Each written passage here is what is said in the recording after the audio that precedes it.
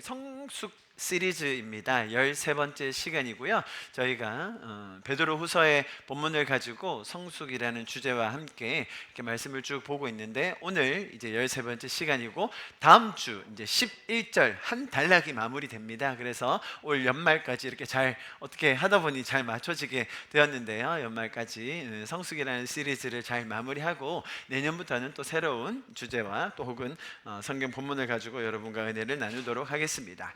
오늘 본문의 말씀은 형제 자매들아 라고 시작해서 우리가 결코 넘어지지 않을, 실족하지 않을 그런 방법에 대해서 이야기해주고 있습니다. 저희가 지금까지 성숙의 사다리 총 8가지가 있었는데요. 먼저 믿음, 그 다음에 덕, 그 다음에 뭐 했죠? 지식, 그 다음에 절제, 인내, 경건, 형제 우애, 사랑, 이렇게 8가지 단계가 있었습니다. 이 단계들을 우리가 쭉 거치면서 한 주씩 혹은 2주씩 아주 자세하게 그 내용들을 살펴보았고요. 지난주에 그렇다면 우리가 이것들을 어떻게 더 기억해야 될지에 대해서 나눠드렸었는데, 혹시 기억하십니까? 우리가 입술로 고백하고 말하고 선포하는 것이 어떤 의미가 있으며 또 성경에서는 그것들을 우리에게 무엇이라고 얘기해 주는지 제가 아주 자세하게 설명드렸습니다. 이 자리에 계셨던 분들은 다 들으셨지만 저희가 방송이 송출이 음성이 안 돼가지고요, 아마 온라인으로는 못 들으셨고, 그래서 저희가 다시 녹화를 해가지고 아마 이번 주 중에는 올라가게 될 겁니다. 그런 면에서 제가 지난주에 이런 것들을 보내드렸어요. 글씨가 좀 작나요? 그래도 뭐 보이시죠? 한글은? 이 문장들 제가 일부러 적어서 지난주에 나눴던 내용들인데요, 여러분에게 보내드렸습니다. 자, 여러분 보시고 한글 부분, 나는 나의 모든 죄, 보이시죠? 우리 한 목소리로 좀 소리내서 선포하면서 읽으면 좋겠습니다. 같이 읽어볼까요? 시작.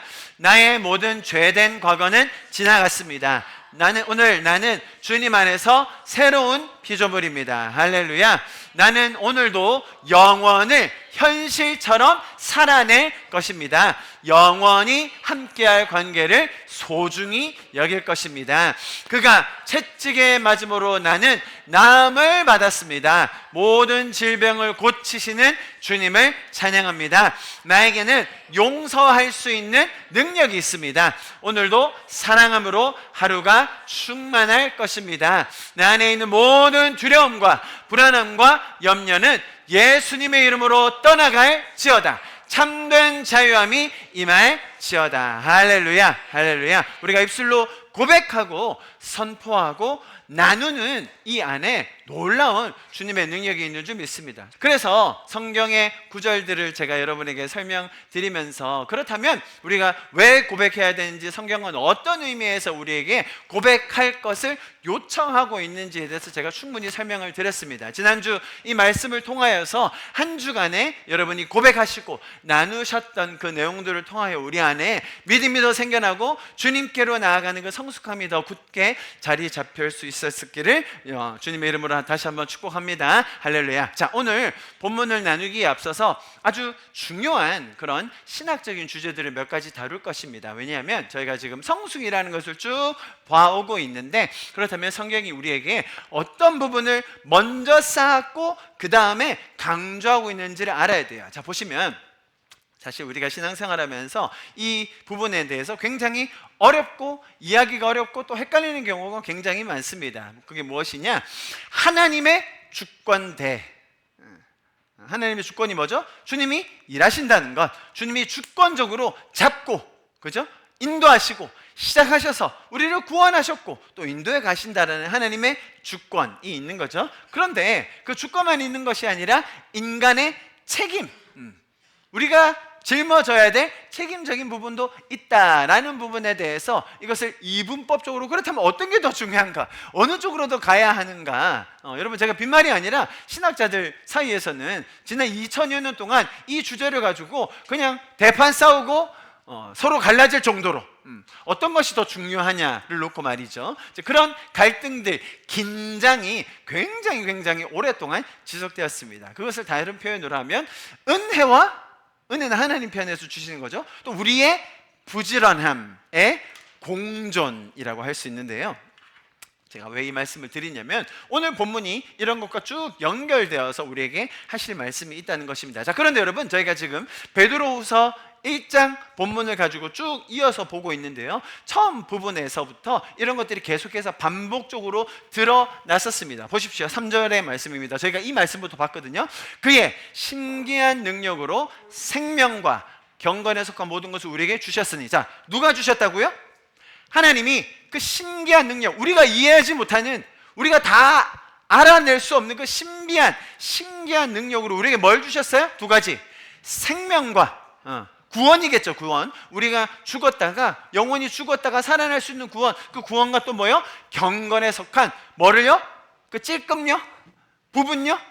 조금만 이해할 수 있는 거요? 아니요, 모든 것을 우리에게 주셨다. 그분이 주신 겁니다. 이는 자기의 영광과 도구로 우리를 부르신 이유로 말미암음이니라. 4절도 똑같이 얘기합니다. 이로써 그 보배롭고 지극히 큰 약속을 우리에게 주사, 우리에게 주신 거예요. 하나님이 주신 겁니다. 이 약속으로 말미암아 너희가 정욕 때문에 세상에서 썩어질 것을 피하고 어디에 참여해요? 신성한 성품에 참여하는 자가 되게 하려 하셨느니라. 자, 3절과 4절을 읽었는데요, 여기서 포인트는 하나님께서 전적으로 그분의 주권으로 우리가 구원과 뭐예요? 생명, 그리고 신의 성품 뭐였죠? 경건함에 참여할 수 있는 그 문을 열어주셨다는 것이죠.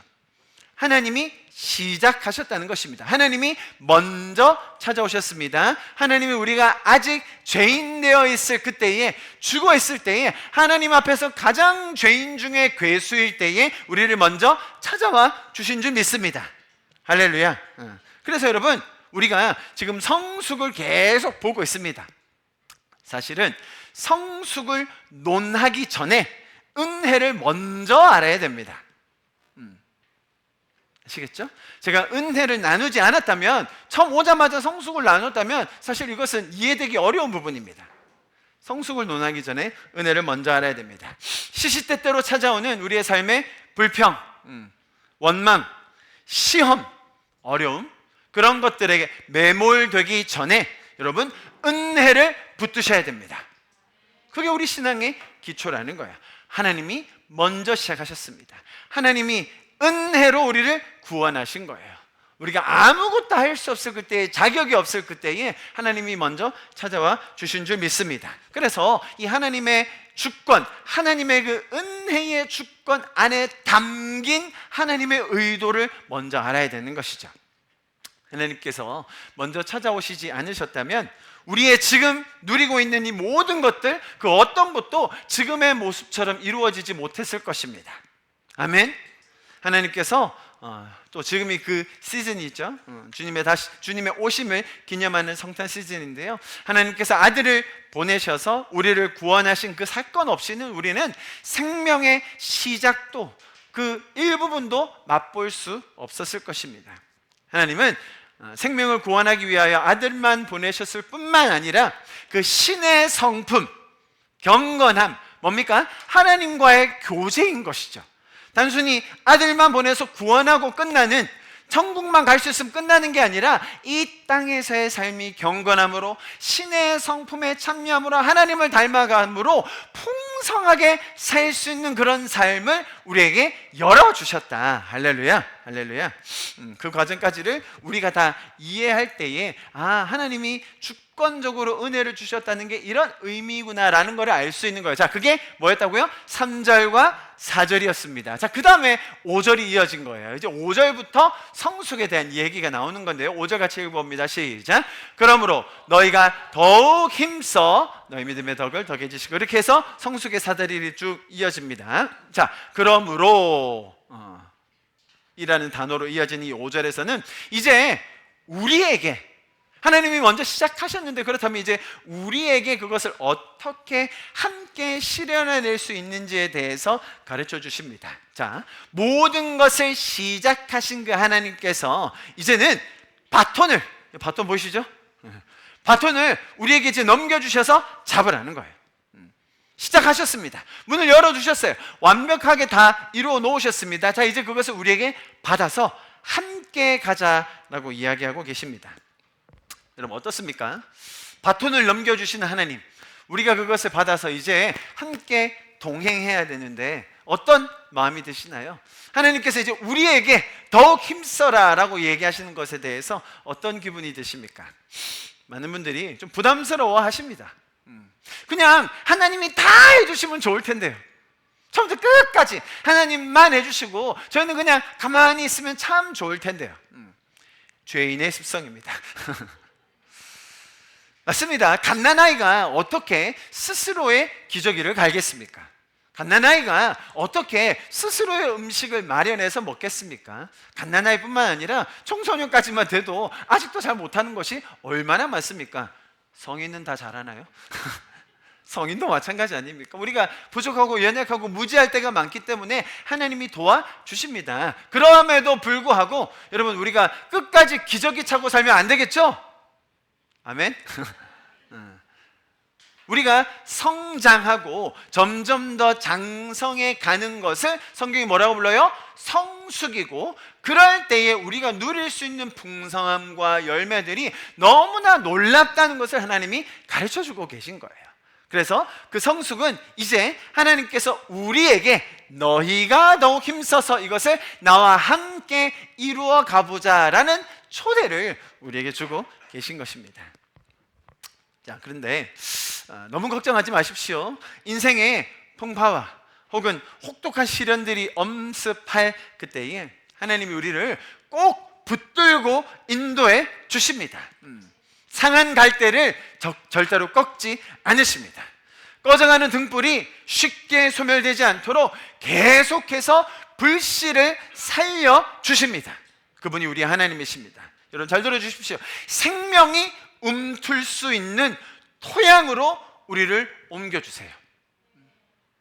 상한 갈대를 꺾어서 그 갈대가 말 잘 듣도록 하는 것이 아니라 오히려 조심스럽게 그 뿌리까지 빼내서 생명이 움틀 수 있는 토양에 심어주세요. 할렐루야. 여러분, 하나님 안에서 이 주님의 마음을 더 배우는 이 인내의 과정, 여러분 잘하고 계십니다. 주님과 동행하는 것 여러분 잘 따라오고 계십니다. 그 성숙함 속에서 우리가 더 풍성함을 더 누릴 수 있는 것, 오늘 본문을 통해서 더 배우시게 될 겁니다. 자, 보십시오. 그래서 하나님의 주권, 인간의 책임 조금 더 쉽게 한번 설명해 볼까요? 이렇게 얘기할 수 있겠죠. 모든 것은 은혜다, 아니면 우리의 노력도 필요하다. 성경은요, 이 두 가지 어찌 보면 상반되어 보이는 개념을 아주 자주 언급합니다. 조금 전에 보셨듯이 3절과 4절에서 바로 이어서 5절에서 이 두 가지를 동시에 얘기하고 있지 않습니까? 이런 긴장 속에서 성숙하고 지혜롭게 반응하고 선택하는 것이 신앙생활의 연속입니다. 많은 사람들이 이 두 가지를 대립적으로 상반되게 이해하는 경우가 많은데요, 베드로 사도는 전혀 그렇게 얘기하지 않고 베드로는 둘 중에 하나를 고르는 것이 아니라 어떻게 하면 이것이 우리의 삶에서 더 잘 이해되고 또 잘 적용될 수 있는지를 가르쳐 준 것입니다. 이렇게 말이죠. 먼저는 은혜로부터 시작하는 거예요. 그죠? 은혜란 게 무엇입니까? 내가 자격이 없을 때에, 내가 아무런 준비가 안 돼 있을 때에, 나의 공로가 없었을 때에 먼저 찾아오신 주님, 문을 열어주신 주님, 나에게 가르쳐 주신 주님, 생명을 맛볼 수 있게 경건한 신의 성품에 참여할 수 있도록 우리를 초대해 주신 주님을 은혜라고 하는 것이죠. 자, 그 다음 우리의 노력이 뭡니까? 반응인 것이죠. 반응. 그 반응이라는 것이 뭔가 대단한 헌신, 결단 뿐만 아니라 처음에 작은 순종, 용납하는 것, 용서하는 것, 혹은 주님의 말씀을 이해하고 받아들이는 것, 혹은 내가 궁금해서 질문하는 것, 여러 가지 것들이 포함될 것입니다. 자, 그 반응이 함께 갈 때 뭐가 맺힌다고요? 이제 성숙이라는 열매가 맺히게 된다는 것입니다. 이해하시겠죠? 그게 지금 3절, 4절, 5절, 그 다음에 이어지는 5절부터 7절까지의 성숙, 그리고 저희가 지난주와 지지난주에 봤던 8절, 9절, 오늘 10절까지 말씀인 겁니다.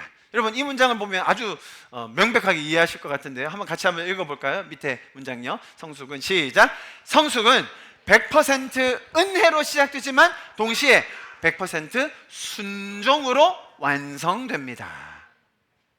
무슨 말인지 이해되시겠죠? 100% 은혜로만 시작된 거예요. 은혜가 없었다면 성숙 논할 필요가 없는 거예요.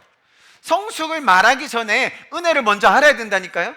우리의 삶의 공허함과 불안함과 그런 어려움들이 엄습할 때에 은혜로 돌아갈 수 있어야 됩니다. 그게 우리의 기초라는 것이죠. 첫 성숙의 사다리의 첫 단계가 뭐였습니까? 그래서 믿음이었다는 것입니다. 믿음이 없이 우리가 어떤 것도 쌓아갈 수가 없다는 것을 설명하고 있습니다. 그렇게 100% 은혜로 시작했지만 그것이 완성되고 성숙으로 열매 맺고 우리의 삶에 더 풍성함을 나타내기 위해서 뭐가 필요한 거예요? 우리의 100% 반응, 100% 순종이 필요하다는 거예요. 하나님 입장에서 100%다 해주셔도 내가 싫다고 하면요, 열매가 없어요. 참 신비한 원리입니다, 여러분. 하나님이 아무리 100% 잔치상을 다 차려놔도 우리가 싫다고 하면, 우리가 안 먹으면요, 그러면 열매가 없어요. 신기하죠? 여러분, 우리가 하나님이 주신 은혜를 받았습니다. 구원을 받았습니다. 영원이라는 실체를 알게 되었습니다. 그죠?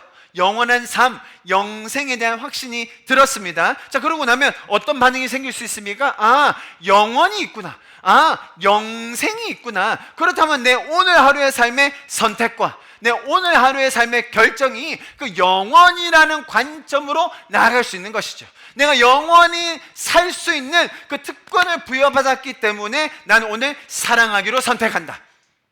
주님께서 나에게 주신 그 영생의 은혜가 있기 때문에 나는 오늘도 용서하며 섬기기로 선택하겠다. 그게 여러분 뭐예요? 반응이라는 거예요. 그럴 때 어떤 열매가 맺힙니까? 생명의 열매, 할렐루야. 구원의 열매, 내 인격의 성숙의 열매들이 계속 맺히게 되는 것이죠. 여러분, 이것이 선순환되는 것이 지금 베드로후서 1장 3절부터 쭉 이어지는 말씀인 것임을 우리가 알 수 있습니다. 자, 이 문장도 같이 한번 읽어볼까요? 이런 걱정을 많이 하시는 분들이 계세요. 이것을 대립적으로 보면요, 예를 들어 이쪽만 강조하는 사람들이 있걸랑요. 모든 게 다 은혜다, 모든 걸 다 하나님이 하신다, 하나님의 약속은 실패하지 않는다. 아멘. 하나님이 일하시는 건 실패하지 않으십니다. 아멘. 하나님이 먼저 계획하신 것은 절대로 실패란 게 없습니다. 여러분을 구원하시고 인도하심에 있어서 하나님은 실패하지 않으십니다. 포기하지 않으세요. 아멘.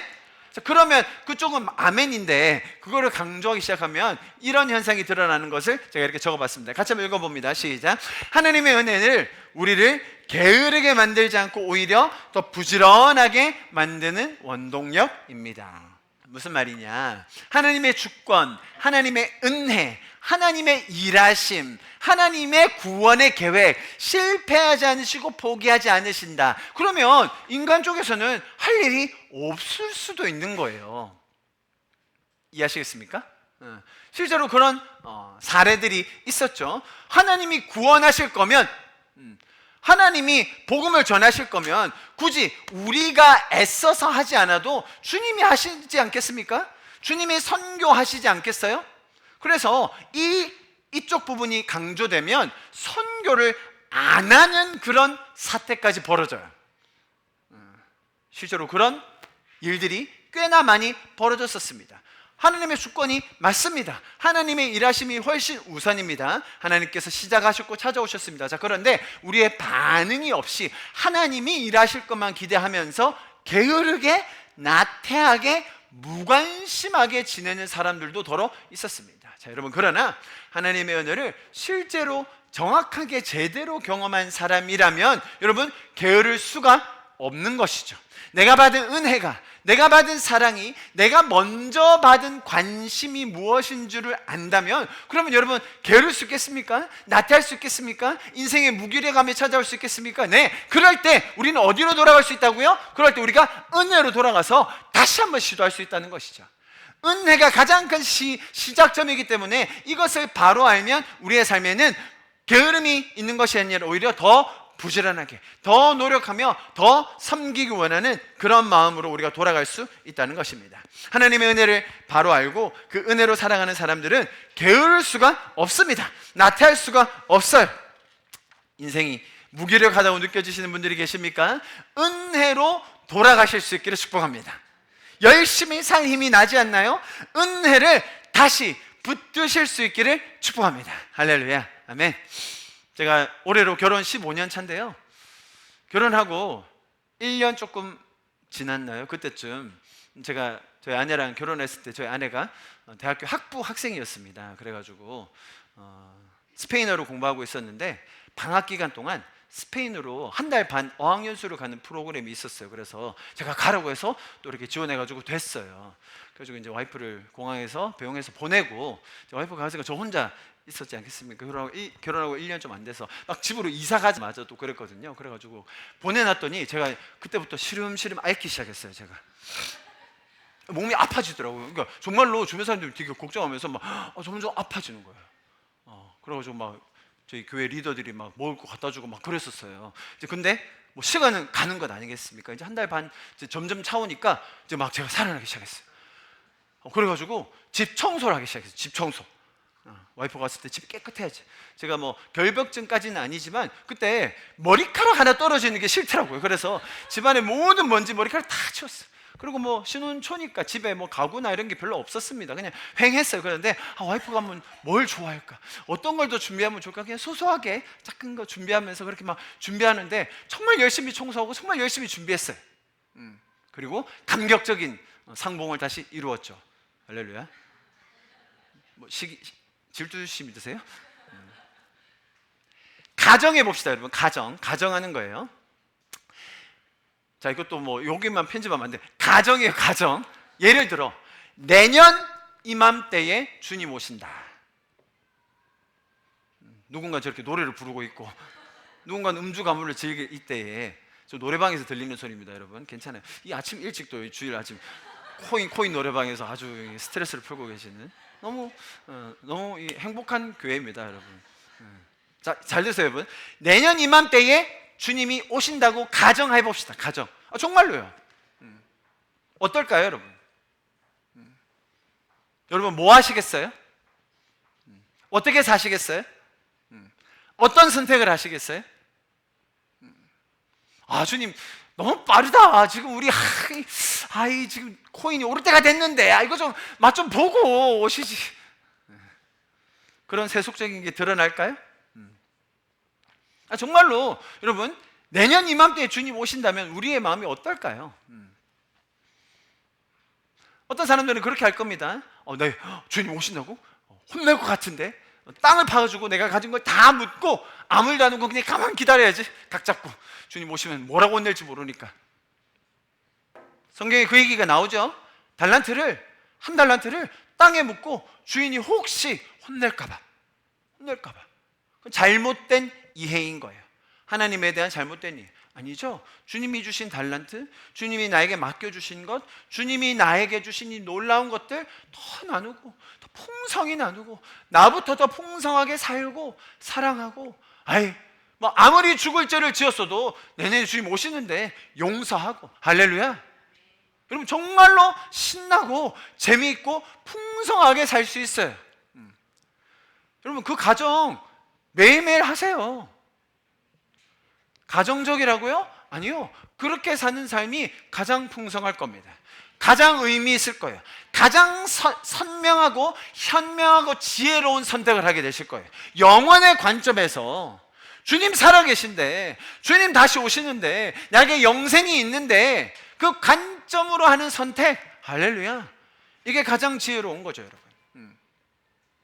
그래서 제가 한 달 반이 다 돼 갈 때쯤 이제 점점 살아내니까 사람들이 뭐 좋은 일 있어? 제가 얘기했죠. 그분이 오십니다. 그분이 오세요. 이제 곧 오십니다. 얼마 남지 않았어. 이거예요, 여러분. 다시 오신다고 얘기하는 거예요. 왜 이렇게 기쁘냐고. 지금 사는 건 너무 팍팍한데, 아니 지금 그런 어려움의 상황에서 어떻게 웃을 수가 있어요? 그분이 오신다고. 그분 오신다고. 걱정하지 말라. 우리 곧 다시 만난다고. 여러분 그 감격과 기대와 풍성함을 지금부터 저와 여러분 누릴 수 있기를 축복합니다. 여러분 모든 것이 은혜입니다. 그런데 우리가 나태해진다고요? 아니요. 그 은혜로 인하여 우리는 다시 한번 삶의 원동력을 얻고 다시 한번 주님에 대한 감사함과 뿐만 아니라 그 원동력으로 우리는 이 땅에서부터 풍성한 삶을 살 수 있게 되는 것입니다. 여러분 기억나십니까? 지난주에 제가 근시안적인 신앙에 대해서 본문의 말씀을 토대로 말씀드렸습니다.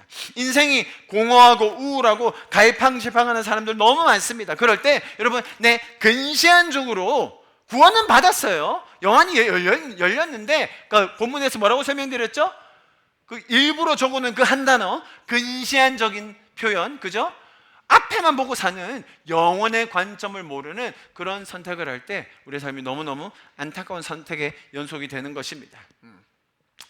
정말 공허함과 우울함과 선택의 어려움들을 겪을 때, 혹은 감정의 그런 업다운을 경험할 때에 여러분, 우리가 영적인 근시안에서 벗어나 멀리 영생의 영원한 생명, 영원의 관점으로 볼 수 있는 저와 여러분 될 수 있기를 바랍니다.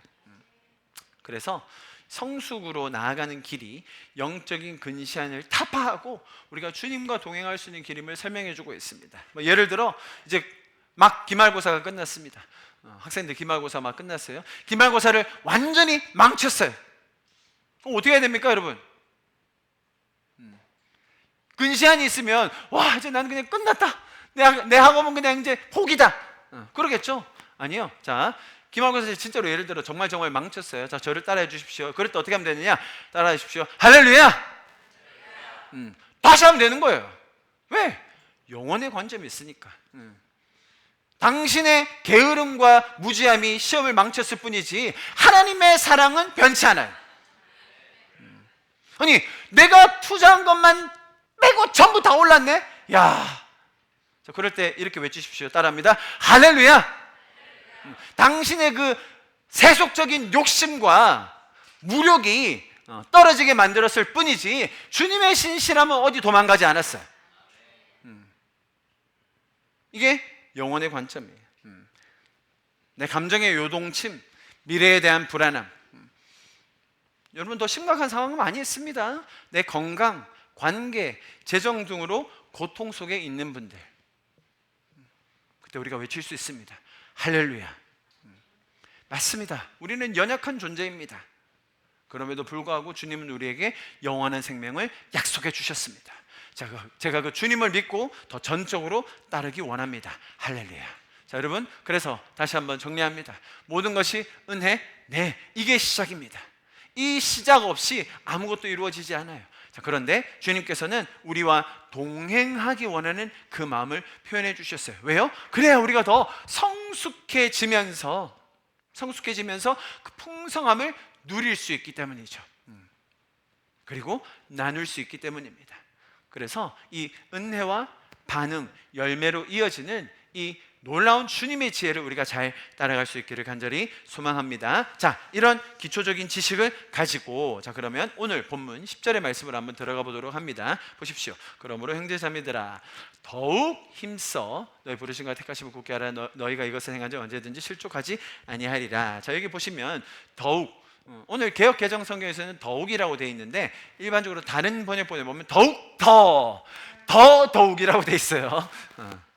더욱 힘써보다는 한 번 더 강조한 거예요. 자, 보십시오. 이 표현에 담긴 의미가 있는데요, 이렇게 세 가지로 표현될 수 있습니다. 긴급성, 우선순위, 의도적인 노력, 이런 의미가 담긴 표현이 더욱 힘써요. 제가 왜 이 말씀 드리느냐, 왜냐하면 지금 우리가 10절 보고 있지 않습니까? 그 성숙의 사다리를 지나 영적인 무지함, 근시안 지나가지고 지금 우리가 10절에 온 거거든요. 그래서 5절에서 보세요. 너희가 더욱 힘써, 여기 you make every effort 라고 되어 있는데 오늘 본문에서는 be all the more diligent 라고 되어 있어요. 무슨 말이냐면 이게 더욱 힘써는 좀 약해요. 사실 더욱 힘써 똑같아. 이게 더욱 힘써가 아니라 더 힘써라, 더욱 힘써라. 그 많은 단계들을 지나 이제는 너희가 더 힘써야 된다, 더 달려야 된다, 더 정진해야 된다라는 것을 강조하는 게 오늘 본문이에요. 그 안에 담긴 어떤 세 가지 의미 있다고요? 첫 번째, 긴급성. 뭐겠습니까? 때가 악하고 때가 급하다는 거예요. 그래서 더욱 힘써라. 우선순위를 두라는 것이죠. 무엇이에요? 세월을 아껴야 되는 거예요. 세월을 아끼라, 때가 악하니라. 그 성경의 말씀인 겁니다. 의도적인 노력을 해라라는 것이죠. 우리의 결단, 우리의 실천이 반드시 따라가야 함을 오늘 본문이 설명해 주고 있는 것입니다. 그래서 5절에서 이야기했던 더욱 힘써에서 한 번 더 강도가 올라가서 더 세게 몰아치는 이 베드로 사도의 권면이 오늘 10절에 담겨 있다는 것을 우리가 알 수 있습니다. 자, 아까 제가 또 질문 드렸던 것처럼 또 다른 질문 한번 드려봅니다. 성경이 자주는 아닌데 간혹 이렇게 막 몰아치는 구절들이 있어요. 주님의 사랑, 주님의 은혜. 자, 이제 그런 거 이제 계속 기초로 깔잖아요. 깔고 나서 근데 어떨 때는 막 이게 너무 부담스럽다. 너무 세다. 이렇게까지 신앙생활을 해야 되나? 지금 여기서 더욱 더 세게 한 단계 더 높게 우리를 초대하십니다. 권면하십니다. 그렇게 살아라고 이 바톤을 넘겨주시면서 더 라는 것을 강조하고 있습니다. 자, 이렇게 몰아붙이는 성경의 권면을 볼 때 여러분 어떤 감정이 드시나요? 은혜의 동력을 가지고 있는 사람이라면 원래 가고 있는데 바람을 더 풀어주면 어떻게 돼요? 더 잘 가겠죠? 이미 가속도가 붙은 사람에게 그 사람을 더 격려해주면 더 신나게 달리겠죠. 맞아, 이 길이 맞는 거지. 와, 정말 생명의 길이네, 경건의 길이네, 풍성한 길이네, 열매의 길이네. 와, 주님 감사합니다. 더욱더 나갈게요. 따라갈 수 있겠죠. 그것이 이 말씀의 원래 의미입니다. 아시겠죠? 그래서 더욱 더 힘쓰라. 그런데 제가 이 말씀을 묵상하면서 저야 이런 말씀을 좋아하죠. 좋아합니다. 더욱더 주님 따라가기 신나고 막 재밌고 더 하고 싶고 막 그런 풍성함이 있습니다. 그런데 제가 이 말씀 묵상하다가 그렇지 않은 사람들이 너무 많이 떠오르는 거예요. 이 말씀을 보면서 피하고 싶고 이런 말씀 보면 그냥 눈 감고 싶고 빨리 넘기자. 다음 더 은혜로운 말씀 없나? 은혜의 말씀, 주님이 하신다는 말씀, 내가 할 거 말고 더 몰아붙이는 이런 성경의 표현을 볼 때 숨막히고 버겁다고 느끼는 사람들 많이 있습니다. 사실 너무 지쳐서 한 걸음 가기도 힘든데 막 몰아붙이는 것 같으니까 이런 말씀 피하고 눈 감고 싶을 때 왜 없겠습니까? 자, 여러분 그럴 때 어떻게 해야 될까요? 이런 더욱 더 막 이렇게 막 몰아붙이는 이런 말씀 앞에 내가 그럴 힘이 없다면, 도저히 이 말씀은 나는 그냥 오늘 피하고 싶다라고 느낄 때 어떻게 하면 될까요? 제가 이렇게 적어놨습니다. 그냥 그만두셔도 됩니다. 자, 그만두라는 신호를 딱 이렇게 그만둬. 여러분 잘 들으세요. 다 때려쳐도 돼요. 여기서 이렇게 너무 격하게 끄떡끄떡 하시면 맞아, 때려쳐야지 뭐 이런 뜻입니까? 잘 들으세요. 굳이 이렇게 안 살아도 돼요. 제가 그냥 드리는 말씀 아니에요. 왜냐하면 더욱더 열심히 안 해도, 잘 들으세요 여러분, 구원이 취소되진 않아요. 다음 주에 그게 나옵니다. 굉장히 어려운 말씀이에요 이게. 더욱더 살기 싫은데, 열심히 살기 싫은데 어떻게 해야 되죠? 안 해도 돼요. 때려쳐도 됩니다. 그만둬도 돼요. 구원 없어지지 않아요. 구원 받으실 거예요. 저희가 성숙의 사다리 8단계를 보았습니다. 다시 한번 우리 같이 한번 되뇌이면서 한번 읽어볼까요? 처음에 뭐라고요? 믿음, 덕, 지식, 절제, 인내, 경건, 형제우의 사랑. 여러분 이거 좀 한번 쭉 계속 반복적으로 읽으시면서 외워보셔도 좋을 것 같아요. 여러분 이렇게 안 살아도 돼요. 그러면 처음부터 다시 시작해도 됩니다. 주님이 기다려주세요.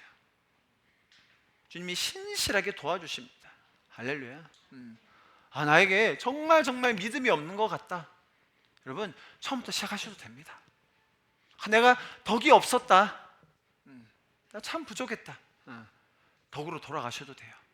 어떤 분은 믿음에서는 흔들리지 않은 분들이 있죠. 다른 사람을 배려하는 덕에 대해서 충분히 공감하는 분들이 있죠. 그런데 내가 하나님을 아는 지식이 너무 부족했나? 하나님을 아는 게 내가 너무너무 약했나? 지식으로 돌아가셔도 됩니다. 그런데 여러분 포기하지는 마세요. 때려치우다가 포기하다가 다른 말인가요? 그냥 아예 내 마음 다 내려놓고 포기하지만 마세요. 여러분 잘 들으십시오. 너무 많이 돌아가지 마세요. 주님은 포기하지 않으시고 우리를 끝까지 인도해 주실 거예요. 그때 우리의 그 잘못된 고집, 끝까지 주님 따르지 않으려고 하는 그 내 죄성으로 너무 멀리 돌아가지 마세요. 천천히라도 좋으니, 조금씩이라도 좋으니 요 길 안에 있으세요. 그러면 더 성숙함과 그 열매들을 맛보시게 될 겁니다. 좋은 토양에 심겨지는 것이 무엇인지를 경험하게 되실 거예요. 오늘 메시지 마지막에 나올 겁니다. 그럴 때에 다 때려치우고 싶고 그만두고 싶을 그때에 혼자 계시지 마세요. 너무너무 중요합니다. 제가 뒤에 구절들을 보면서 제가 왜 이런 말씀을 드리는지를 설명을 드리겠습니다. 보십시오. 그러므로 형제자매들아 더욱 힘써 너희의 부르심과 택하심을 어떻게 하라고요? 굳게 하라 라고 되어 있습니다. 굳게 하라. 이 말은요, 감정적인 확신이 아닙니다. 감정적으로 그래 뭔가 마음에 뭐가 차오르고 뭔가 된 것 같고 그런 말씀이 아니에요. 이미 주어진 것을 우리의 삶 안에서 견고한 현실로 세우라, 흔들리지 않는 상태를 확증하라라는 의미입니다. 자, 이 단어 자체는 뭐 그렇게 어렵진 않습니다. 그죠? 감정적인 것이 아니라 실체 속에서 내 삶 속에서 그것들을 더 확증하라라는 의미인데, 자, 그런데 무엇을 확증하라? 이 두 가지가 지금 여기서 중요해요. 두 가지. 그게 뭡니까? 첫 번째 뭐예요? 부르심과 택하심이죠. 부르심과 택하심. 부르심과 택하심. 자, 그래서 제가 먼저는 부르심에 대해서 설명을 드리겠습니다. 먼저 참고로 우리가 흔히 부르심이라고 하면 내 인생의 소명 혹은 내가 해야 할 일들, 미션 이런 것들을 생각하기 쉽죠, 그죠? 그런 의미의 부르심이 전혀 아닙니다. 여기서의 원어의 뜻은 부르심은 어떤 것을 말하느냐? 자, 지금 제가 여러분을 뭐 설명드리고 있어요? 그러므로 너희가 더욱 더 힘써서 부르심과 택하심을 확고하게 하라, 확증하라라고 했는데, 이 부르심과 택하심이 뭔지를 제가 설명드릴 겁니다.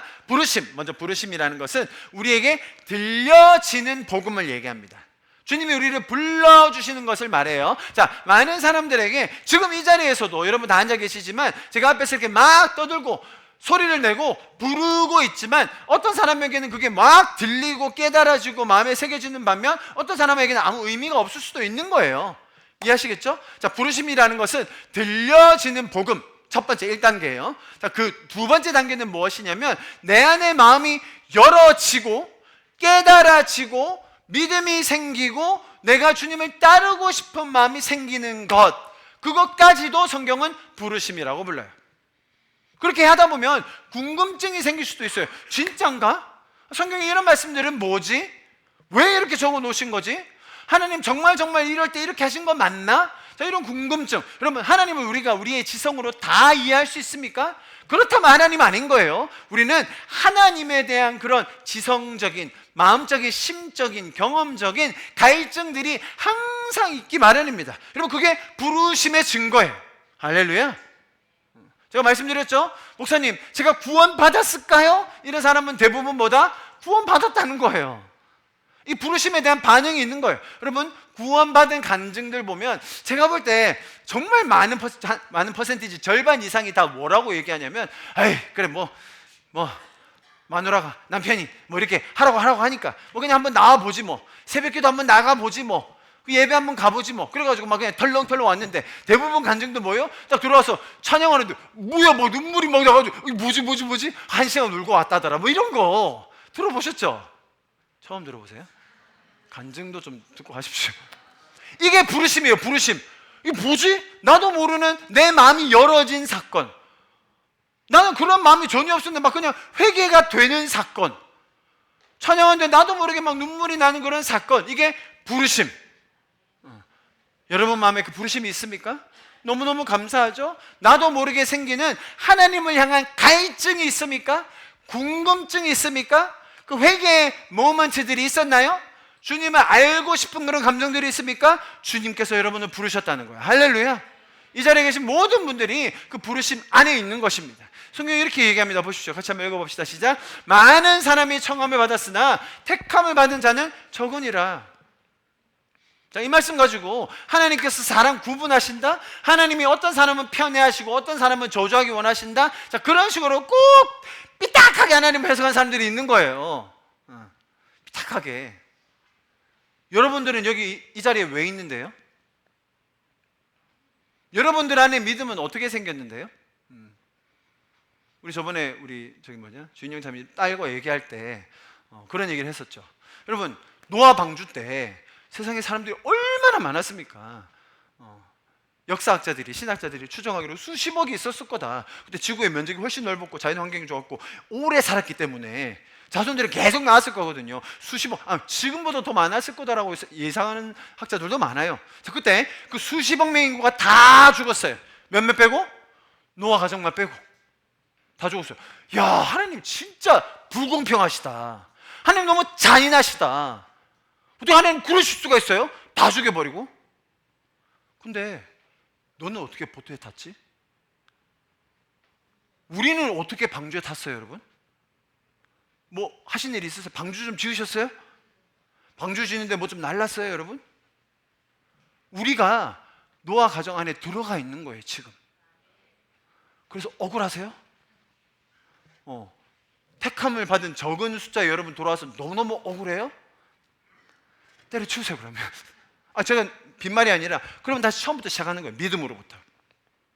하나님이 나를 왜 택하셨지? 하나님이 왜 나를 부르셨지? 가 복음이에요, 여러분. 내가 뭘 잘했길래? 내가 무슨 은혜가 있길래 이 가정에 태어나게 하셨고, 내가 무슨 하나님의 그 은혜로, 은총으로 이렇게 믿어지는 것을 경험하게 되었는가? 여러분, 그게 복음입니다. 은혜입니다. 이렇게 얘기하죠. 사도행전에 두아디라시에 있는 자색 옷감 장사로서 하나님을 섬기는 루디아, 들어보셨죠? 루디아라는 사람이 있습니다. 한 여자가 말을 듣고 있을 때 주께서, 보세요, 주께서 그 마음을 열어 바울의 말을 따르게, 듣게. 여기서 보세요, respond to Paul's message라고 되어 있어요. 그 말을 들은 사람 많았어요. 그 말씀이 선포될 때 다 들었어요. 그런데 거기에 반응한 사람은 루디아였다는 거예요. 그래서 여러분이 하나님의 말씀을 들을 때 반응하실 수 있는 그 부르심이 생겨나게 된 거예요. 할렐루야. 주님이 우리를 그 많은 무리 중에서 다 듣고 있었던 무리이지만 그럼에도 불구하고 우리가 반응할 수 있도록, 들릴 수 있도록 마음을 열어주셨고 우리를 불러주심에 감사할 수 있는 이번 한 주가 될 수 있기를 축복합니다. 그 부르심을 확증하라는 거예요. 부르심을 더 확고하게 하라는 거예요. 다음은 택하심입니다, 여러분. 택하심이라는 것이 아까 제가 서두에 말씀드린 하나님의 은혜와 인간의 열심이라는 그 같은 맥락 안에서 정말 어려운 신학적인 주제입니다. 제가 그래서 이것을 아주 자세하게 설명드릴까 하다가 로마서 8장부터 10장까지를 쭉 풀어서 설명하면 되거든요. 그런데 그러기에 너무 시간이 많이 걸려요. 제가 아주 쉽게 설명드릴게요. 이런 겁니다. 우리의 불신앙, 우리의 불순종에도 불구하고 하나님의 약속과 선택은 실패하지 않는다. 참 어려운 말이에요, 여러분. 우리 불순종하고 불신앙하고 믿음 없고 이스라엘 백성처럼요, 다 떠나가고 안 믿고 하나도 순종 안 했거든요. 근데 하나님의 약속은 실패하지 않아요. 근데 하나님은 포기하지 않으세요. 그게 뭐라고요? 내가 너를 택하였다는 거예요.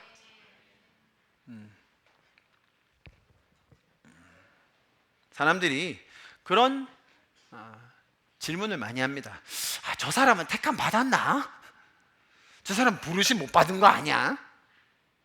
아니면 나에게도 내가 정말 부르심 받았나? 내가 택하심 받았나? 사람들의 질문은 항상 그런 식으로 가요. 그런데 베드로 사도는 우리에게 뭐라고 권면하고 있습니까? 그게 아니라 택하심을 삶으로 확증하라는 거예요. 방향이 완전 다른 거 아시겠죠? 내가 택함 받았나?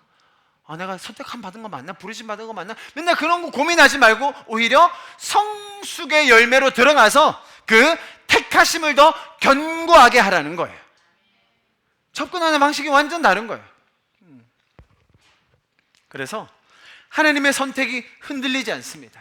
하나님의 계획이 실패하지 않아요. 하나님은 끝까지 포기하지 않으시고 우리를 택하셔서 그 부르심을 확정하실 것입니다. 할렐루야. 그래서 그런 것을 알고 확증하기 원하는 이 성도들의 삶에서의 순종도 결코 헛되이 사라지지 않고, 우리가 하는 반응도 결코 그냥 사라지지 않고 성숙의 열매들로 계속해서 나타나게 되는 것입니다. 자, 보십시오. 지금 사실 우리가 부르심과 택하심을 굳게 하라고 했지만, 부르심, 택하심 다 누가 하신 겁니까? 지금 다시 처음으로 돌아가야 되는 거예요. 하나님께서 은혜로 주권으로 완전히 다 이루신 그 일을, 그렇게 끌고 가시는 그 일을 우리가 확증하고, 어떻게 해요? 내 삶에서 성숙의 그 방향으로 나아감으로써, 아, 정말로 하나님이 나를 이렇게 부르셨고 택하셨구나. 정말 이 사랑의 관계, 주님께서 나를 부르신 이 관계를 그 무엇도 끊을 수 없구나라는 것을 내가 점점 더 확신하게 되는 것이죠. 그게 하나님의 일하심입니다.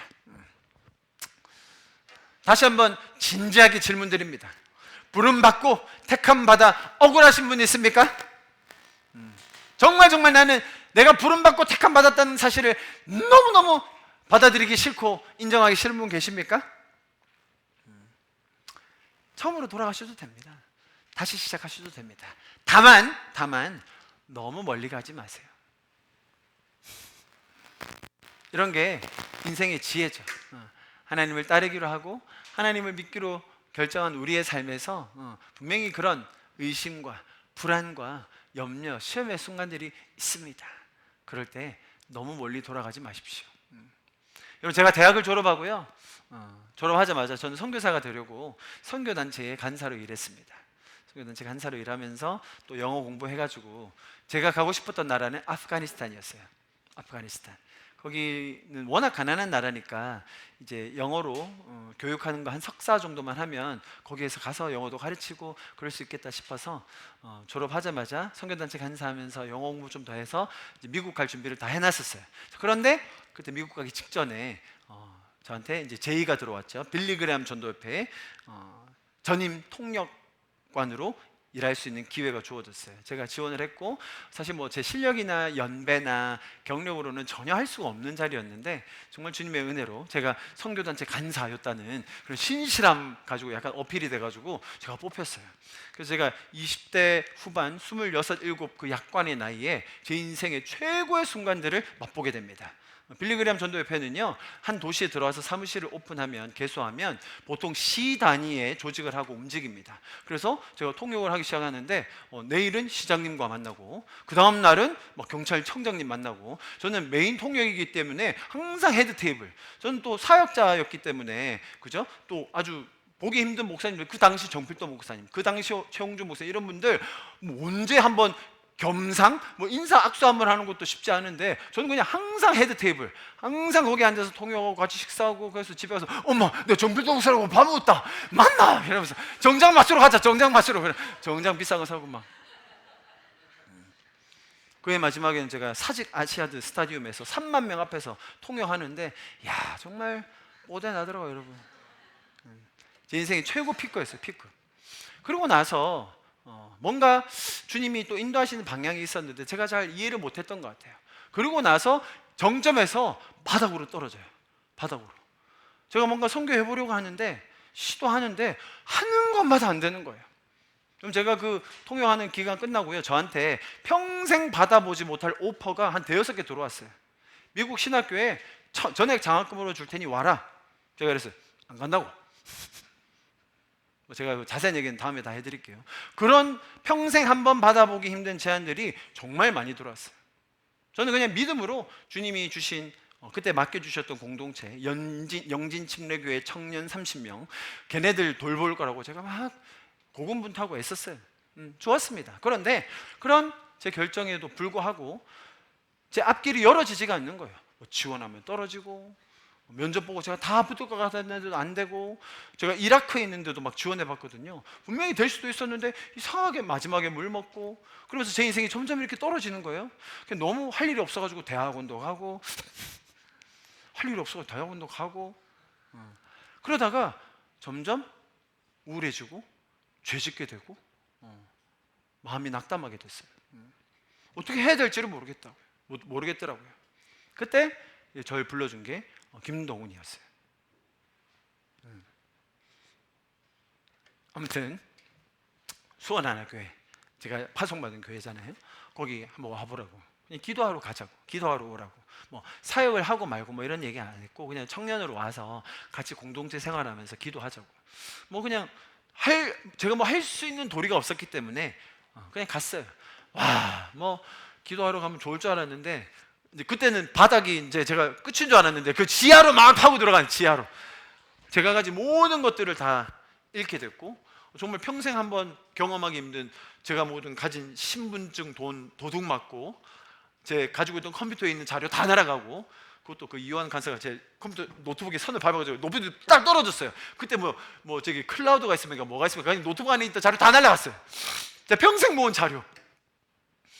그러니까 여러 가지 거치면서 정말 낙담되더라고요. 정말 아무것도 할 수 없는 상태까지 이르더라고요. 그때 만약에 제가 멀리 돌아갔다면, 포기했다면 아마 지금 이 자리에 없었을 것 같아요. 힘들다고 땡깡 부리고 아무것도 안 했다면 지금 제가 이 자리에 없었겠죠. 주님께서 말씀드렸듯이 제가 생명이 움틀 수 있는 공동체에 심어주신 것 같아요. 제가 그렇게 방황할까 봐. 그래서 아직도 기억합니다. 2009년인가요? 우리가 10년에 결혼했죠. 2009년 12월 1일 날 금식 시작했죠. 나 이러다가 그냥 죽겠다. 차라리 금식하면서 죽지, 내가 이렇게 죽지 않으리라. 주님 응답해 주시지 않으면 제가 그냥 죽어버리겠습니다. 이러면서 땡깡 부리면서 뭐 이렇게. 2009년 12월 18일 금요 예배 때 주님이 탁 저를 만나 주셨어요. 그리고 나서 몇 개월 뒤에 바로 결혼했습니다. 2010년 6월에 얼마 안 돼서. 참 포기하고 싶었어요. 저는 잘한다고 생각했어요. 잘하고 있다고 여겼어요, 스스로. 근데 제가 지금 돌아보면 정말 교만했어요. 그때 당시로 경험할 수 없는 너무 많은 것들을 경험하다 보니까 그럴만 했던 것 같아요. 그 나이 때 해볼 수 없는 경험들을 많이 했어요. 그런데 주님이 저를 오히려 그런 종교적인, 세속적인 종교인이 아니라 정말 주님 앞에 붙들릴 수 있는 자로 인도해 가시는 그 과정을 저도 쉽지는 않았지만 따라갔어요. 여러분, 포기하지 마십시오. 정말 힘들고 끝인 것 같을 때 포기하지 마십시오. 네, 천천히 가셔도 됩니다. 그러나 이 트랙, 아까 말씀드린 그 경건의 성숙의 사다리에 있는 그 과정 속에 계실 수 있기를 축복합니다. 아멘. 그래서 우리의 택하심을 점점 더 확증하는, 우리의 부르심을 더 확실하게 붙드는 우리가 될 수 있습니다. 저는 오히려 이 말씀이 더 크게 와닿더라고요. 우리 말씀 같이 한번 읽어볼까요? 로마서 말씀 시작. 보내심을 받지 아니하였으면 어찌 전파리요, 기록된 바 아름답도다 좋은 소식을 전하는 자들의 발이요. 여러분, 누군가는 우리에게 계속 전해주고 있습니다. 누군가는 우리에게 계속 얘기해주고 있어요. 그 발이 있었기 때문에 우리가 듣게 된 겁니다. 여러분, 이제는 우리가 그 좋은 소식을 전할 수 있는 발이 되는 거예요. 그 은혜를 먼저 경험한 자들이 이제 나갈 수 있게 되는 것이죠. 할렐루야. 그 은혜의 감격과 풍성함 속에서 더 주님을 따라가는 저와 여러분 될 수 있기를 바랍니다. 자, 보십시오. 그러므로 형제자매들아 더욱 힘써 뭐를요? 부르심과 택하심을 굳게 하라. 보세요. 너희가 이것을 행한즉이라고 되어 있는데요. 자, 여기서 말하는 이것은, 여기서 한글에서는 잘 보이지 않는데 영어에서는 if you practice these qualities, 그렇죠? 그러니까는 성숙의 사다리의 그 덕목들을 얘기하는 겁니다. 복수로 되어 있는 거 보이시죠, 그죠? 그래서 성숙의 사다리의 덕목들을 행하라. 행한즉 언제든지 실족하지 않는다라고 이 말씀이 결론을 내고 있습니다. 자, 여기서 말하는 행한즉이라는 표현이 너무너무 중요한데요. 여러분 좀 잘 따라와 주십시오. 무슨 뜻이냐? 만들다, 만들어내다, 실행하다, 이루다, 뭔가를 산출하다, 살아내다. 어떤 맥락 속에서요? 관계적인 맥락 속에서 살아내다라는 것을 설명해 주고 있습니다. 그냥 한 번의 행함, 한 번의 선택을 말하는 것이 아니라 지속적으로 반복적으로 생활화된 라이프 스타일을 말하는 것입니다. 베드로 사도가 말하는 것은 이것입니다. 이 덕목, 성숙의 덕목들을 계속 실천할 수 있는 그 삶의 흐름 속에 있다면, 그러면 결정적일 때 넘어지지 않는다. 지금 여기서 말하는 게 행하여서 넘어지지 않는다는 게 내가 죄 지으면 안 되고 완벽하게 살아야 되고 흠 없이 살아야 된다, 그런 말 하는 게 아니에요. 오히려 우리를 보호해주는 난간, 그죠? 보호막 같은 기능을 해주는 것이 우리가 성숙의 그 트랙 안에, 성숙의 그 길, 흐름 안에 있을 때에 가능하다라는 것을 설명합니다. 자, 그런데 굉장히 중요한 부분이 있는데, 이것을 행하라 라고 말하는데 이 행하다의 뜻 중에 뭐가 있다고요? 관계 안에서 살아내라. 관계 안에서 살아내라. 혼자 독고다이로 고민하지 마라. 혼자 머리 싸매고 다 이겨내려고 하지 마라. 오히려 관계 안에서 살아내야 할 것에 대해서 이야기합니다. 왜냐하면 여러분, 성경에서 말하는 이 행하다라가 쓰인 표현들을 자세히 살펴보면 이것은 모두 다 사람을 향하고 있는 행함임을 우리가 알게 되는데요. 같이 한번 읽어볼까요? 시작. 자녀들아, 우리가 말과 혀로만 사랑하지 말고 행함과 진실함으로 사랑하자, 이 말이죠. 그죠? 사랑이라고 말할 때 당연히 상대가 있을 때 행해지는 것입니다. 그래서 너희가 이것들을 행함으로 우리가 실족지 않는다고 말하는 것은 관계 안에서 감당해야 될 그런 선택들을 말하는 것입니다. 다시 말씀드립니다. 혼자 묵상할 때는요, 잘 측정되지 않는 성숙의 영역이 있는 것입니다.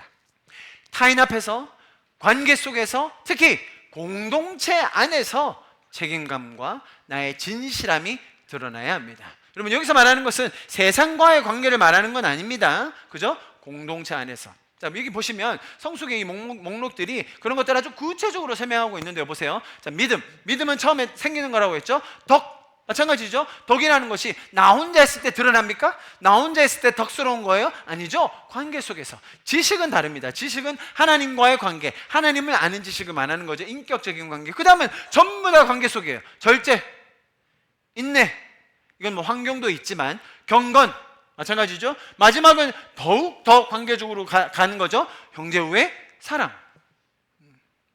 그래서 우리가 결정적일 때에 실족하지 않는 것이 공동체 안에서 그것들이 행해지고 있는가로 결판난다 라는 것을 성경이 오늘 우리에게 가르쳐주고 있는 것입니다. 베드로가 말하는 이것들을 행한다라는 말은요, 공동체를 떠난 개인적인 경건 훈련이 아니라 형제 자매들과의 실제 관계 속에서 이 성숙의 덕목들을 살아내는 것을 말합니다.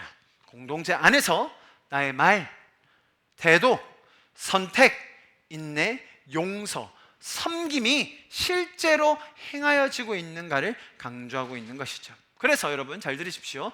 부르심과 택하심이 주관적으로 느껴지는 것, 당연히 그게 기초입니다. 그런데 객관적으로 확인되는 삶이 필요하다는 거예요. 이런 말 많이 들어보셨죠? 야, 저 사람 저렇게 하는 거 보니 참 주님 살아계시다. 어떤 맥락인지 아시겠죠? 그럼 제가 옛날에 저희 고등학교 친구들 이렇게 만나면요, 저를 못 알아봐요. 다. 일단 살이 40kg 빠졌고요. 그리고 뭐 말투도 너무 달라졌고, 그때는 뭐 욕 한마디 안 하고 말을 할 수가, 어떻게 하는 거지 제가 잘 몰랐어요. 저는 너무 거친 동네에서 자랐고, 영도에서. 그리고 거친 부모님들, 정말로 희한하게 제가 다녔던 학교들이 다 거칠었어요. 근데 여러분, 그 거친 학교 중에 제가 제일 거칠었어요. 저를 이기는 사람이 없었어요. 정말 싸나웠어요. 제가 거칠고. 그런데 저 이렇게 부드럽게 변했지 않습니까? 할렐루야. 비우시는 지금 비우는 거예요? 제가 삭발하고 110kg 아시죠? 사진 한번 보여드려야 되겠다. 애들 때리고 막 그런 게 제 일상이었는데, 주님의 은혜로 이렇게 변화된 것, 이게 공동체 안에서 경험되어지는 하나님의 살아계심, 택하심과 부르심을 확증하는 것 아니겠습니까? 할렐루야, 할렐루야. 우리 주변에 그런 감정들이 너무나 많습니다. 자, 여러분 잘 보세요.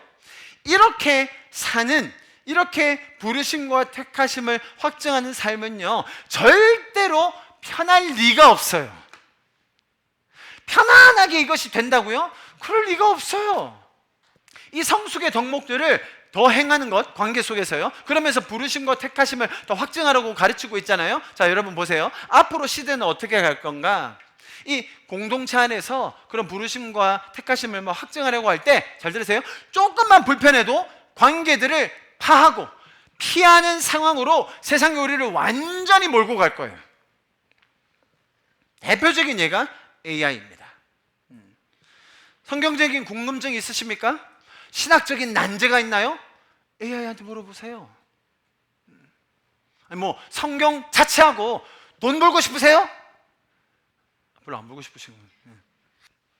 어디 굉장히 고급스러운 정보를 좀 배우고 싶으세요? 아니면 내가 잘 몰랐던 부분에 대해서 좀 파악하고 이해하고 싶으세요? AI가 다 해줍니다. 자, 여러분, AI가 우리 자신을 더 많이 할까요? 내가 내 자신을 더 많이 할까요? 대답 하나 많아요, 여러분. 얼마 전에 그 EM에 있는 아지즈라는 친구가 이제 저를 10년 전에 알았고, 이번 최근에 이제 저희 오후 예배 EM에 조인한 친구인데요. 혹시 너랑 나랑 같이 찍은 사진이 좀 있니? 물어보더라고요. 제가 뭐 어떻게 알아요? 10년 전에 찍은 사진인데 모르죠. 그래서 제가 구글한테 물어봤어요. 아지즈. 그랬더니 수십 장이 나오는 거예요. 와, 이런 일도 있었네, 이런 일도 있었네. 그래서 제가 다 보내줬더니 걔도 깜짝 놀라는 거예요. 제가 한 줄 알고. 여러분, AI는요 우리의 일거수일투족을 다 기억해요. 나중에는 AI한테 내 자신에 대해서 물어볼 거예요. 내 자신의 정보, 내 자신의 감정, 내 자신의 앞길에 대해서 두려움과 불안함이 있을 때 AI한테 물어볼 겁니다. 그런 시대가 멀지 않았어요. 제가 이번 주에 그런 유혹을 느끼더라고요. 내 정보를 다 주고 얘한테 하라고 할까 그냥?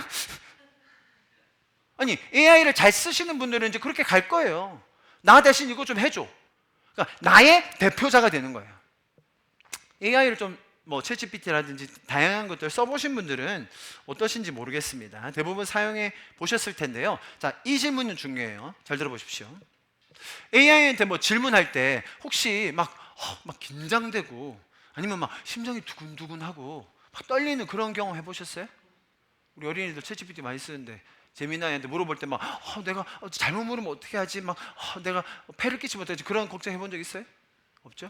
혹은 AI한테 물었는데 챗GPT가 에덴이 형한테는 지금 대답 잘해주는데 왜 나한테는 잘 안 해주지? 삐치고 그런 적 있으세요? 그건 병입니다, 병. 그러지 마세요. 그건 잘못된 거예요. 반대로 잘 들어보세요, 여러분.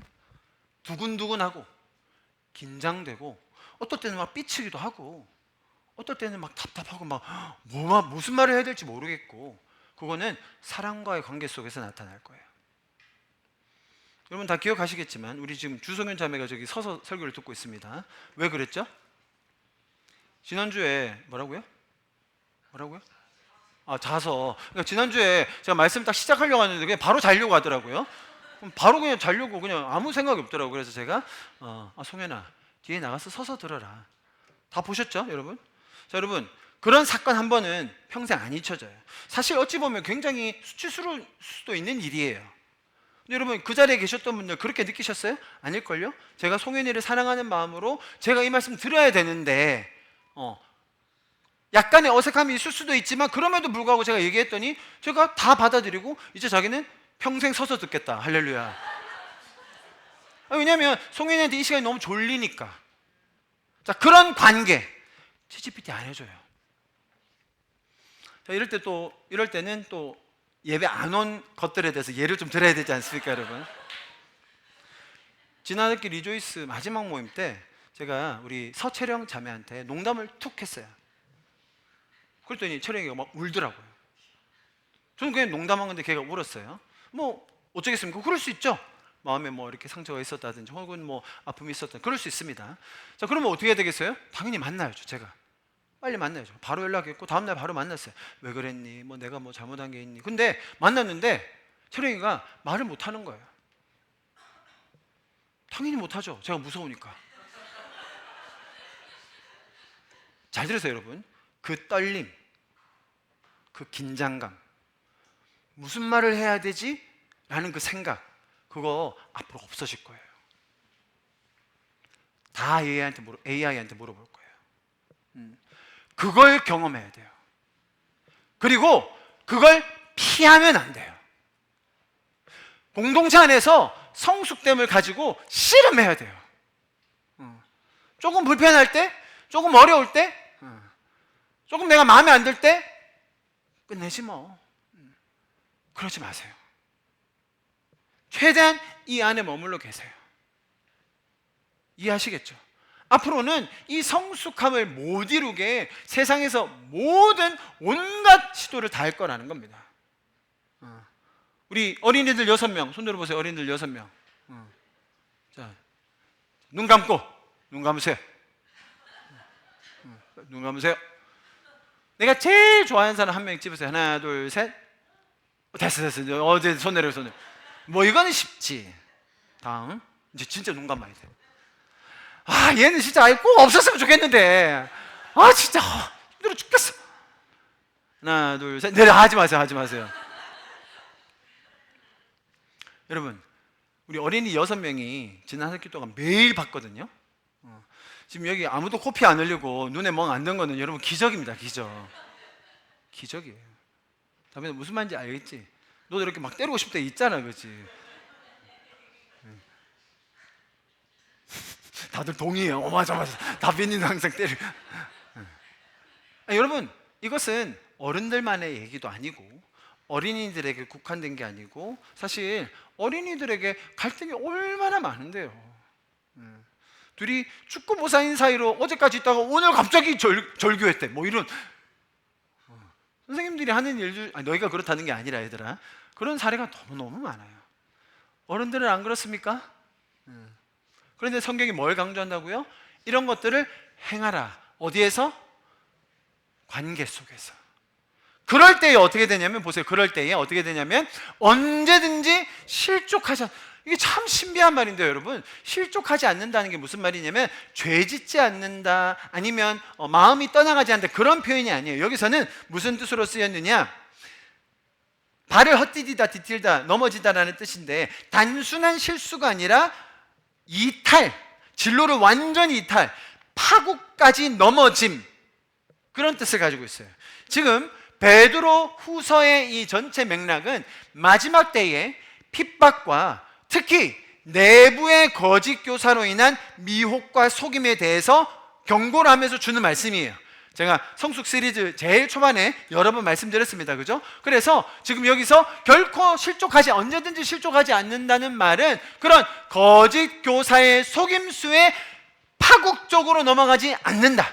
외부에서 핍박이 왔을 때에도 내 신앙을 완전히 싸그리 버리고 도망갈 만큼 넘어지지 않는다, 그런 말이에요. 이 말 자체가 뭐 실수도 안 하고 완벽하고 절대로 넘어지지 않고 그런 말이 아니라는 거예요. 그래서 여러분, 지금 하나님께서는 우리에게 무엇을 가르쳐 주려고 하시는가? 이 마지막 때 정말 쉽지 않은 시대를 살아가면서 우리가 넘어지지 않을 수 있도록 난간을 주시는 거예요. 보호막을 주시는 거예요. 바운더리를 우리에게 말씀해 주시는 거예요. 무엇을 통하여서? 우리가 이 공동체 안에서 부르심과 택하심을 견고하게 하라. 어떻게 해요? 더욱 더 힘써서, 할렐루야, 포기하지 않고 너무 많이 돌아가지 않고, 그럴 때에 우리가 이 일을 감당하고 또 주님이 원하시는 그 성숙함으로 우리가 나아갈 수 있는 것을 믿습니다. 아멘. 여러분, 오늘 말씀에 이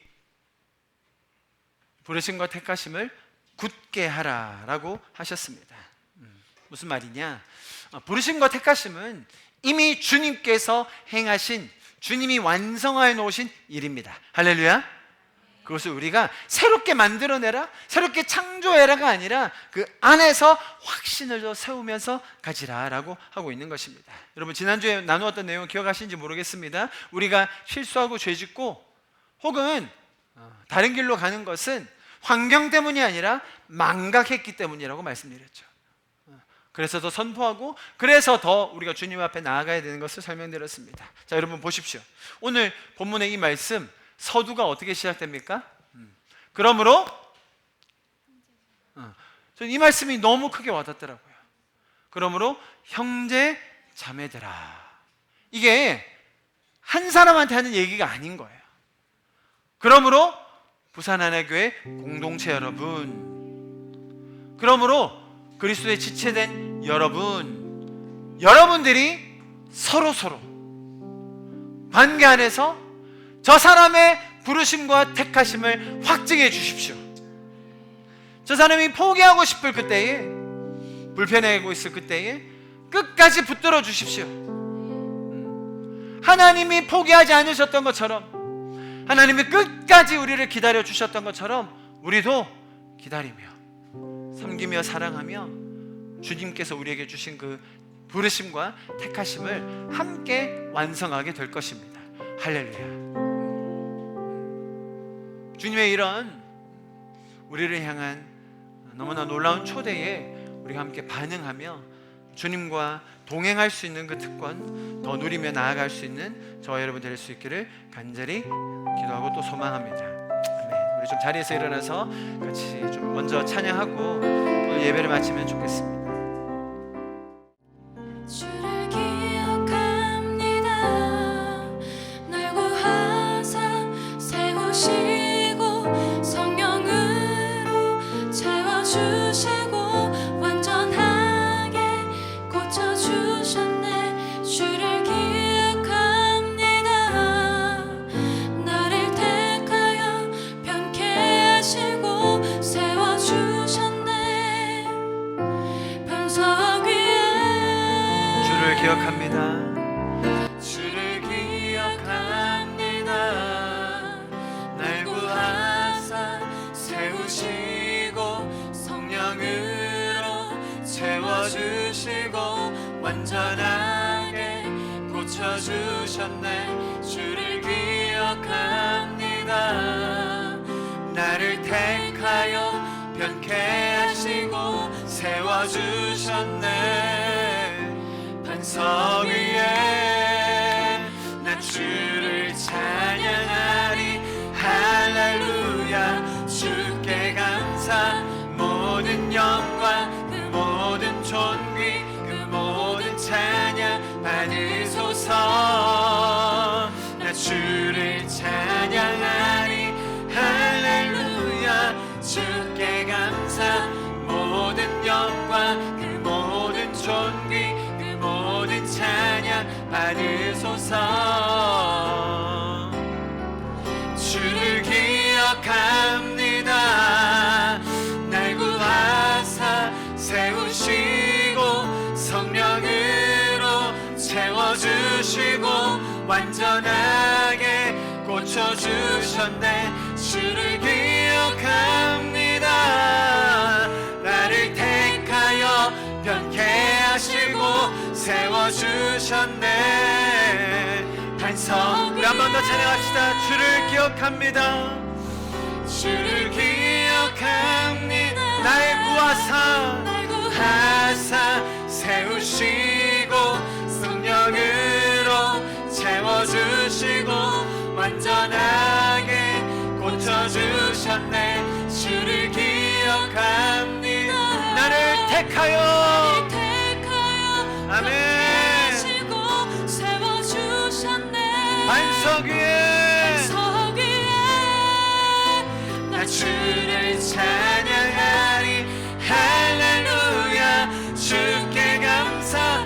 모든 영광 그 모든 존귀 그 모든 찬양 받으소서. 나 주를 찬양하리. 할렐루야. 주께 감사. 그 모든 영광 그 모든 존귀 그 모든 찬양 받으소서. 나 주를 찬양하리.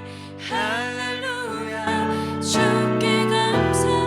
모든 영광 그 모든 존귀 그 모든 찬양 받으소서.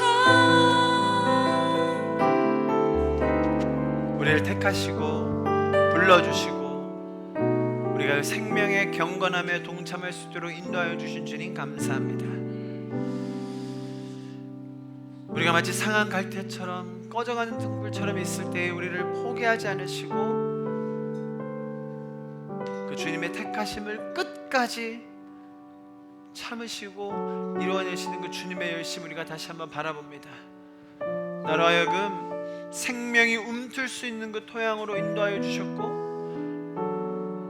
내가 한 걸음 떼기 힘든 그런 상황 속에서도 관계 속에서 행할 수 있도록 그 성숙의 덕목들을 가르쳐 주신 주님 감사합니다.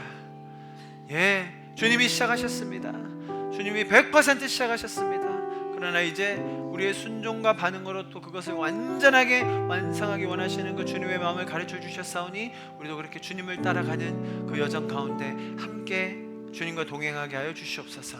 우리 좀 그렇게 마지막으로 각자의 목소리로 기도하지 않으시겠습니까? 주님, 제가 주님을 따르기 원합니다. 제가 포기하고 싶었을 그때에도 주님이 저를 놓지 않으셨습니다. 주님, 비록 제가 다시 시작해야 될 그때에도 멀리 돌아가지 않고 주님께로 더 나아가게 하여 주십시오. 주님, 내가 힘이 없을 그때 더 붙들어 주십시오. 주님, 주님 안에서 행할 수 있는 정말 주님 그 놀라운 은혜를 다시 한번 더하여 주시옵소서. 우리 그렇게 우리 자신을, 우리의 삶을, 나의 가정을 주님 앞에 올려드리시면서 마지막으로 기도하고 예배를 마무리하면 좋겠습니다. 함께 기도하시겠습니다. 사랑하시는 주님 감사합니다. 주님, 이 시간 주님께서 주신 그 놀라운 권위와 또 능력으로 다시 한번 선포합니다. 주님의 그 포기하지 않으시는 그 사랑 내 마음에 다시 한번 확증될지어다. 내 마음에 있는 두려움과 불안함과 염려들, 육신의 질병, 주님께로 나아가지 못하게 하는 수많은 장애물들 이 시간 예수 그리스도의 이름으로 무너질지어다. 하나님, 여기 있는 귀한 한 분 한 분의 영혼들을 다시 한번 주님 앞에 올려드리오니 주님의 그 성숙의 그 동행 속에 우리의 그 부르심과 택하심이 점점 더 확증되어지는 놀라운 역사 우리를 한 번 더 경험하게 하여 주시옵소서. 그렇게 일하실 주님을 기대합니다. 지금은 우리 주 예수 그리스도의 그 놀라우신 은혜와 하나님 아버지의 무한하신 끝이 없으신 사랑하심과 성령님의 감화 감동하시고 교통하시고 인도하시며 공급하심이 지금 이 자리에 모여서 100% 은혜에 기반하여 100% 순종과 반응으로 나아가기 원하는 우리 성도분들 한 분 한 분 머리 위에, 자녀들 위에, 가정 위에, 학업과 직장과 삶의 터전 위에 지금부터 영원토록 함께 하시기를 간절히 축원하며 기도합나이다. 아멘.